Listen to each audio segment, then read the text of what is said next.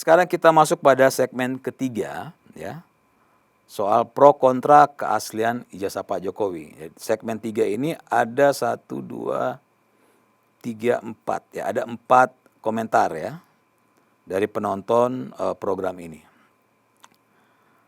Yang pertama dari Salvania 3193. Ya, kata Salvania, ini Mbak Salvania ya. Wow, kalau dasarnya ijazah asli,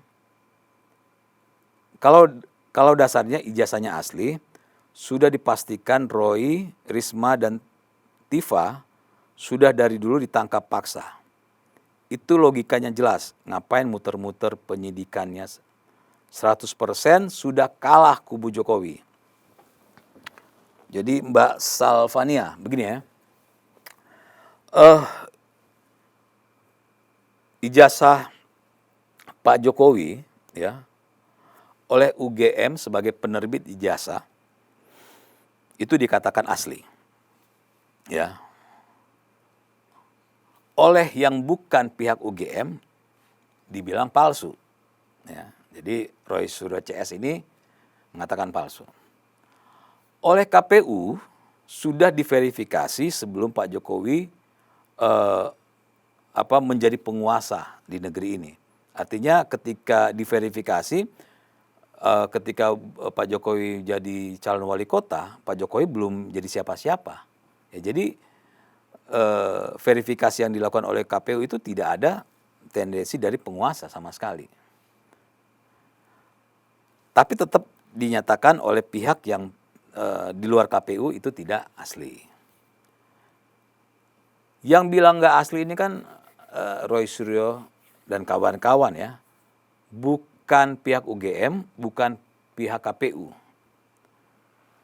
Makanya karena yang menyatakan itu bukan UGM dan bukan KPU, lalu menyatakan secara terbuka, maka Pak Jokowi menggunakan hak konstitusionalnya melaporkan Roy Suryo dan kawan-kawan ke pihak berwenang atas tindakan pencemaran nama baik dan fitnah. Ya. Jadi kalau KPU yang menyatakan dalam verifikasi ijazah menyatakan ijazah Pak Jokowi palsu, itu kewenangan dari KPU. Begitupun dengan UGM. Kalau UGM mengatakan bahwa kami tidak pernah menerbitkan ijazah Pak Jokowi.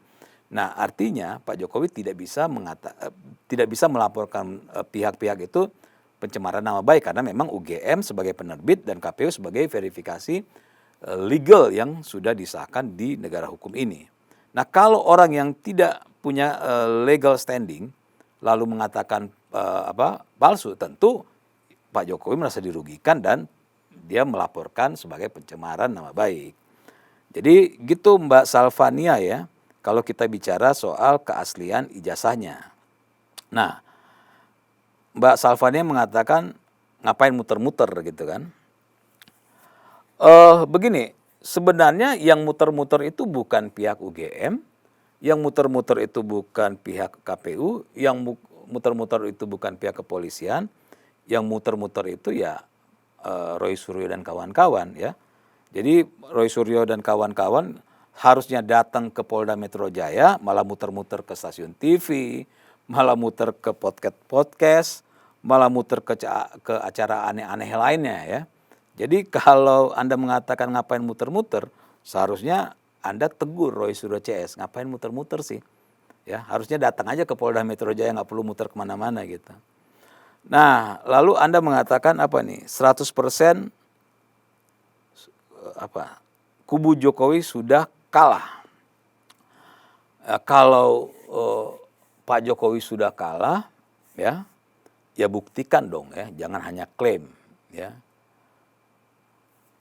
Kalau hanya klaim ya itu tidak dapat dipertanggungjawabkan secara hukum ya.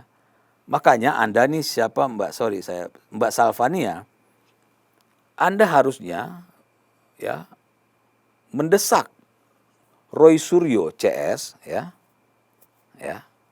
untuk melaporkan Pak Jokowi ya dengan tuduhan Pak Jokowi menggunakan ijazah palsu. Ya, gitu. Jadi kalau Anda mengatakan sudah kalah kubu Jokowi, Anda harus mendesak ya Pak Roy Suryo dan kawan-kawan, Pak Roy Suryo, Anda laporkan dong Pak Jokowi ya ke pihak berwajib dengan tudingan bahwa Pak Jokowi menggunakan ijazah palsu. Mbak Salvania heran nggak sih sampai detik ini Roy Suryo CS kok tidak berani ya melaporkan Pak Jokowi dengan tuduhan bahwa Pak Jokowi menggunakan ijazah palsu. Kenapa enggak? Ini kan harus menjadi pertanyaan gitu kan. Sampai sekarang banyak juga yang mengatakan kenapa Pak Roy Suryo tidak berani gitu. Pak Roy Suryo dan kawan-kawan tidak berani. Kan artinya ada sesuatu ya yang harus dipertanyakan. Padahal kalau memang Pak Roy Suryo yakin bahwa ijazah itu palsu, Pak Roy Suryo dan kawan-kawan harusnya laporkan Pak Jokowi. Pak Jokowi dilaporkan oleh Roy Suryo dan kawan-kawan karena menggunakan ijazah palsu di dalam pencalonan baik sebagai wali kota, baik sebagai gubernur maupun sebagai presiden. Nah pertanyaannya kenapa Pak Roy Suryo dan kawan-kawan tidak berani melaporkan? Nah jadi PR buat Mbak Salvania, tanyakan ke Pak Roy Suryo. Gitu ya. Lalu dari apa nih? Jembayat SPA. Ya.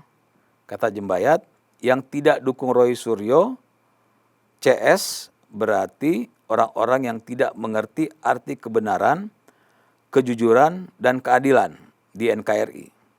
Akademisi-akademisi, ahli-ahli ilmiah tidak bohong. Ilmu alam pasti benar dan dapat diuji hasil penelitiannya. Salam akal waras. Jembayat ya, gini ya. Kalau Anda merasa seperti itu ya nggak apa-apa ya. Kalau Anda bilang bahwa orang-orang yang tidak mendukung Roy Suryo CS itu orang-orang yang tidak mengerti, ya nggak apa-apa. Cuma saya coba mau memilah-milah ya. Anda mengatakan tidak mengerti arti kebenaran, tidak mengerti kejujuran dan keadilan. Oke ya, saya coba ambil dulu, kalau bicara kejujuran dulu ya, kebenaran dulu ya. Kita ambil soal kebenaran, kejujuran dan keadilan. Anda katakan tidak mengerti arti kebenaran. Yang bisa menyatakan benar, salah itu ya di pengadilan. Ini seringkali nih salah pengertian banyak orang. Bukan Anda, bukan Roy Suryo dan kawan-kawan. Ya, itu kalau kita bicara kebenaran, artinya yang Anda sampaikan itu keliru. Kedua, kalau bicara kejujuran, seharusnya Anda mendesak Roy Suryo dan kawan-kawan untuk jujur. Ya. Mana buktinya kalau Pak Jokowi menggunakan ijazah palsu? Jadi Anda harus mendesak Roy Suryo dan kawan-kawan untuk datang ke Polda Metro Jaya, ya, untuk membawa buktinya bahwa ini loh Pak Jokowi menggunakan ijazah palsu. Ya, itu kalau kita bicara kejujuran. Jadi Anda harus mendesak Roy Suryo dan kawan-kawan untuk jujur. Ya, sampai detik ini Pak Roy Suryo dan kawan-kawan belum bisa menunjukkan itu. Artinya mereka belum jujur. Gitu. Nah kalau Anda bicara keadilan di NKRI, ya seharusnya Anda tuduh ya. Saya tidak mengajarkan, tapi dari pernyataan Anda seharusnya Anda ya menuduh Roy Suryo CS melakukan ketidakadilan. Ya, kenapa? Wong mereka berani menuduh Pak Jokowi, ya. Mereka berani menuduh Pak Jokowi, tapi mereka tidak berani, ya. Kalau kita bicara adil ya, menunjukkan buktinya, dan mereka tidak mau mengikuti proses hukum. Artinya, ya, mereka malah tuding sana, tuding sini di luar dari lembaga hukum. Nah, artinya siapa yang nggak adil? Ya, Pak Jokowi, UGM, KPU sudah memenuhi proses hukum. Mereka patuh terhadap hukum. Ya, mereka menghormati hukum di negara ini. Pak Roy Suryo dan kawan-kawan belum. Artinya yang tidak adil siapa gitu kan? Kalau mau mencari keadilan sudah ada tempatnya. Kenapa tidak datang untuk membenturkan data di pihak kepolisian atau nanti di pengadilan? Kenapa harus kemana-mana? Artinya kan yang harus Anda tegur itu dan harus Anda nyatakan tidak adil itu ya Pak Roy Suryo dan kawan-kawan, bukan pihak lain. Jadi dari pernyataan Anda ya, kalau bicara salam akal waras ya harusnya Anda katakan pada diri Anda. Karena apa yang Anda sampaikan tadi ternyata dari penjelasan saya sebenarnya disampaikan bukan ke kami tapi ke pihak Roy Suryo dan kawan-kawan. Gitu ya Jembayat. Lalu ada lagi Prasetyo Adi. Kalau Roy Suryo CS dikatakan berpendidikan, kok enggak juga ya? Yang namanya penelitian itu harus diawali dengan pendahuluan dan tujuan. Metode penelitian, pengumpulan data, dan analisa kesalahan margin X% KMD baru kesimpulan. Aduh, saya nggak ngerti nih bahasanya. Kalau mau penelitian, ijazah mantan presiden, kok cuma ijazah Pak Jokowi? Mantan presiden lainnya gimana? Ini Roy hanya dengan menganalisa kopi ijazah dari unggahan, langsung menyimpulkan atau menuduh, baru dia cari data ke UGM, ke dosen SMP, ke KKN. Jadi kalau dikatakan ilmuwan kok dasar pemikirannya kebalik-balik yang mengakibatkan fitnah dan pencemaran nama baik. Prasetyo ya, Mas Prasetyo Adi. Jadi sebenarnya Roy Suryo CS itu orang-orang yang berpendidikan ya. Mereka menjadi tidak ya berpendidikan ya karena mereka tahu bahwa mereka salah. Gitu. Mereka orang-orang yang pintar memanfaatkan kelemahan Pak Jokowi yang selalu membiarkan orang-orang yang menghina selama beliau menjadi presiden. Nah, jadi Pak Roy Suryo itu pintar ya. Jadi kalau Anda mengatakan tidak berpendidikan kok begitu ya, sebenarnya mereka orang-orang berpendidikan ya kan, sekolahnya jelas, pandangan mereka jelas untuk keilmuan yang lain atau untuk tema yang berbeda ya. Tapi kalau untuk kali ini ya mereka kurang. Ya kenapa ya? Karena mereka ternyata mereka itu menganggap dengan melakukan hal ini mereka bisa mendapatkan keterkenalan ya secara instan ya. Kalau Pak Roy Suryo kan secara keterkenalan beliau sudah merosot, jadi ya beliau melakukan hal ini supaya namanya tetap naik. Tapi kalau yang lain yang ya Tifa siapalah saya nggak ngerti itu nama-namanya, itu orang-orang yang baru didengar ketika mereka terlibat di dalam kasus ini gitu. Nah, mereka memang berhasil ya terkenal, tapi mereka tidak berhasil mencicipi keterkenalan mereka karena Pak Jokowi ternyata mempidanakan mereka. Nah, inilah yang membuat mereka kelihatan seperti orang yang berpendidikan karena mereka ketika ditanya ya di kasus ini mereka tidak siap karena mereka sebenarnya tidak menyiapkan. Mereka hanya tahu bahwa kalau mereka menyerang Pak Jokowi tidak akan memproses mereka. Sehingga mereka tidak punya backup bagaimana kalau Pak Jokowi melaporkan mereka. Dan itu yang membuat mereka terlihat kurang berpendidikan. Gitu ya Mas Prasetyo Adi. Nah terakhir nih dari Yans SPT. Betul Pak Teddy, saya juga heran kenapa ya banyak orang yang termakan omongan fitnah Roy Suryo. Masalah ijazah palsu. Padahal jelas-jelas tuduhan itu tanpa bukti valid. Heran di zaman digitalisasi ini ada orang yang percaya Roy Suryo. Apa Roy Suryo punya ilmu magic seperti dukun gendam? Gini, Mas Yans ya, yang termakan omongan Roy Suryo ya itu adalah orang-orang yang memang sudah membenci Pak Jokowi ya. Orang-orang yang sakit hati dan tentu orang-orang yang kalah dalam hidupnya. Sebenarnya mereka ini ya kalau mereka mau objektif ya mereka tahu bahwa omongan Roy Suryo CS itu ya tidak pantas gitu kan sebenarnya. Tapi karena mereka punya kepentingan yang sama maka mereka akhirnya menggunakan omongan Roy Suryo untuk menyerang Pak Jokowi. Jadi mereka itu sebenarnya bukan mereka itu bukan termakan omongan. Jadi saling memanfaatkan ya. Roy Suryo CS ini saling memanfaatkan bersama dengan pihak-pihak yang misalnya sakit hati, yang memang tidak suka dengan Pak Jokowi atau orang-orang yang memang kalah dalam hidupnya, yang frustasi. Jadi tidak pernah ada orang yang termakan dengan omongan Roy Suryo dan kawan-kawan karena secara akal sehat omongannya itu ya memang tidak bisa diterima oleh apa secara normalnya manusianya lah. Jadi yang mereka lakukan sekarang itu saling memanfaatkan ya.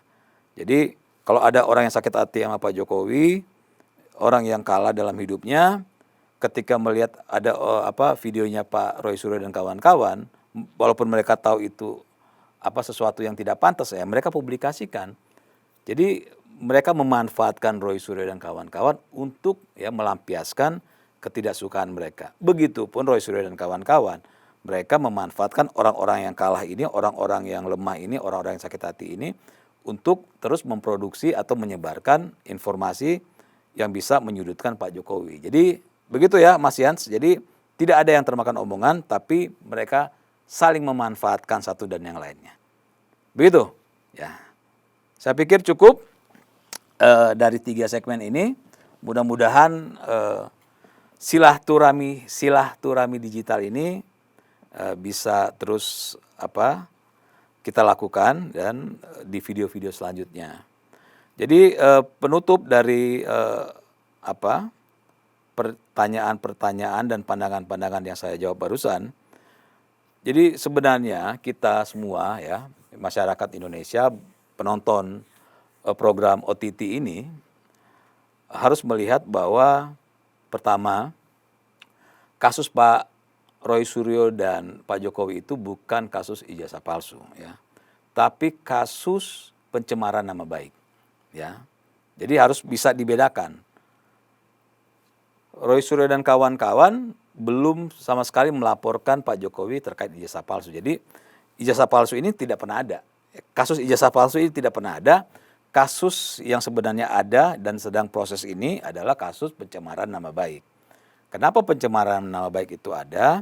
Ya karena Roy Suryo dan kawan-kawan menyampaikan ya ke publik soal ijazah palsu ini sehingga membuat nama Pak Jokowi dan keluarga Pak Jokowi tercemar. Di mana ijazah Pak Jokowi yang mereka permasalahkan itu belum diputuskan oleh pengadilan sehingga belum ada ketetapan hukum, kepastian hukum. Nah, kalau sesuatu yang belum ada kepastian hukum tapi seseorang atau sekelompok orang sudah menyebarkan ya ke publik, nah itu adalah sesuatu yang tentu melanggar hukum di mana sudah melampaui dari kewenangan kewenangan pengadilan. Jadi disitulah letaknya yang sebenarnya kenapa Pak Jokowi melaporkan Roy Suryo dan kawan-kawan itu karena Roy Suryo dan kawan-kawan sudah melampaui kewenangan dari pengadilan, mereka sudah menjadi hakim dan melebihi dari hakim yang sudah ditunjuk oleh negara. Jadi itu ya teman-teman, para pemirsa, semoga apa yang saya sampaikan ini bisa menjadi